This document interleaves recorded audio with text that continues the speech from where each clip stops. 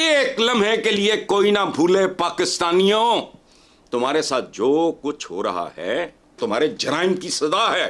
Thailand के prime minister ने एक बयान दिया है जो कि पूरी दुनिया के अंदर इस टाइम बहुत तेजी से वायरल हो रहा है। वो बयान ये है कि वो कहते हैं कि अगर आप दुनिया के अंदर वैल्यूज हासिल करना चाहते हैं तो हिंदुओं का जो रहन सहन है, जो उनका स्टाइल है, जो उनका दुनिया में बातचीत करने का वे है, आप उसे अपनाएंगे तभी दुनिया में आप आगे बढ़ सकते हैं, सुरखुरू हो सकते हैं। कण कण की बात कर रहा है।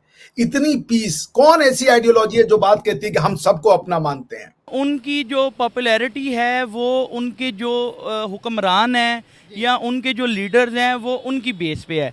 अरबों लगाएंगे, खरबों डॉलर लूट के फिर चले जाएंगे। अगर बेवकूफ बन गए फिर तुम होश करो। और आज जो इंडिया है, आज जिस तरह से चीजें चल रही हैं, they are quite different. Civil देख लें, जो भी इदारा देखें, वो हमसे बहुत आगे हैं। चीनी हुकूमत जो है वो मसाजिद ख़त्म करने में मसरूफ़ है। ये एक ह्यूमन राइट्स वॉच ने एक रिपोर्ट जारी की है। हिंदू मजहब को आए हुए तकरीबन 200, 300, 400 साल हुए। इस्लाम को आए हुए ठीक है, जितने नहीं आप देखें, आप हिस्ट्री थोड़ा सा अगर जाने, ठीक है, तो सबसे पुराना जो मजहब है शायद ये हिंदुइज्म ही सबसे पुराना मजहब है। सामा शांति रेदी ओम शांति शांति शांति, क्या मतलब है? तीनों लोकों में शांति कीजिए प्रभु, जल में, थल में और गगन में, अंतरिक्ष में, अग्नि में, पवन में, औषधि, वनस्पति, वन, उपवन में, संपूर्ण विश्व में, अवचेतन में। नमस्ते दोस्तों, जय हिंद। हिंदुस्तान स्पेशल में आपका स्वागत है दोस्तों। थाईलैंड के प्रधानमंत्री श्रेथा थावेसेनी ने हिंदू धर्म को लेकर बड़ा बयान दिया है।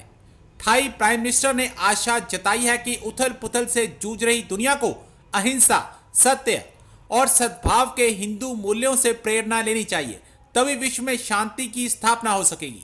समाचार एजेंसी ANI के मुताबिक थाईलैंड प्रधानमंत्री ने कहा कि हिंदू धर्म के सिद्धांतों और मूल्यों पर आयोजित हिंदू की मेजबानी करना हमारे देश के लिए सम्मान की बात है। विश्व में हिंदुओं को एक प्रगतिशील और प्रतिभा संपन्न समाज के रूप में पहचान स्थापित करने के उद्देश्य से ही इस भव्य सम्मेलन का शुभारंभ हुआ है। सभा में थाई प्रधानमंत्री की तरफ से भेजे मैसेज को पढ़ा गया।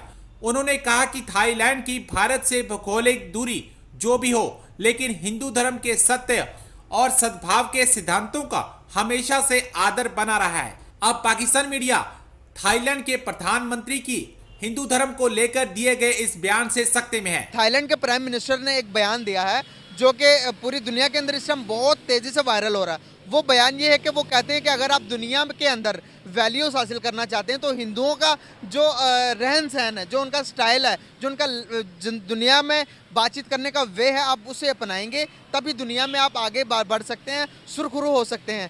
क्या कहना चाहेंगे? देखिए, मुझे जो नज़र आता है वो ये है कि जैसे दुनिया चढ़ते सूरज को सलाम करती है, अभी इंडिया और चाइना जैसे इनकी इकॉनमी बूस्ट कर रही है, तो अब इस तरह के ममालिक जो छोटे हैं वो ज़रा अपनी को अट्रैक्शन के लिए भी ये कर सकते हैं।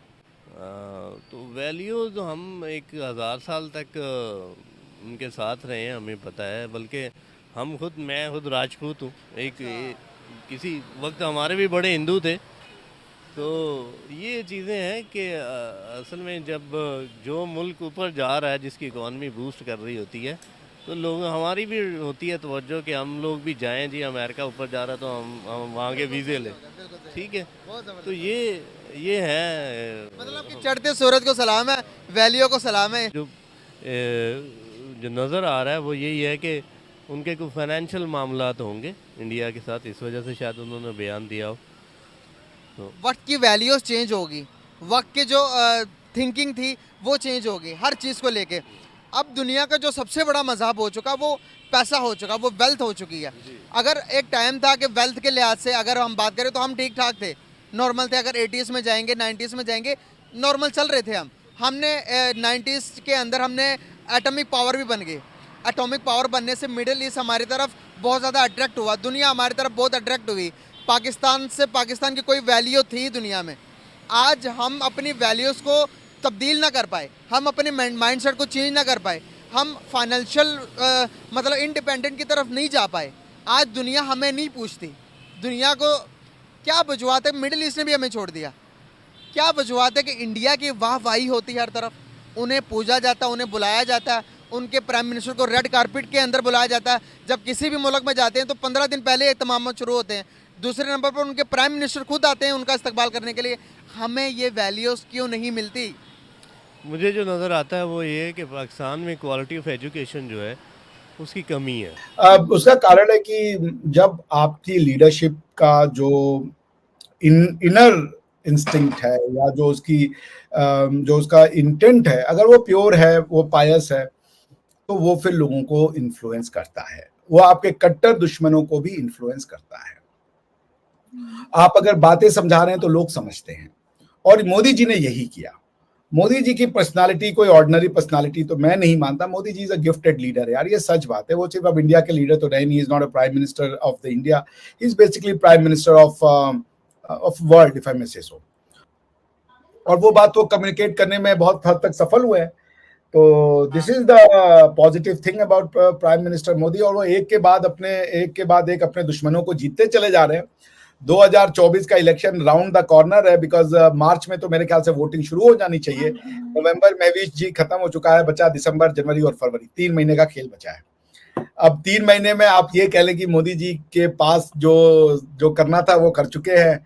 और मेरा ये इंस्टिंक्ट ताल उन्होंने ठोक दी है। वो कह रहे हैं मैं आ रहा हूँ तीसरे टर्म के लिए, और जब मोदी जी ने कह दिया कि वो आ रहे हैं तीसरे टर्म के लिए, तो लोगों को मानना ही पड़ता है कि हाँ भाई वो आ रहे हैं तीसरे टर्म के लिए।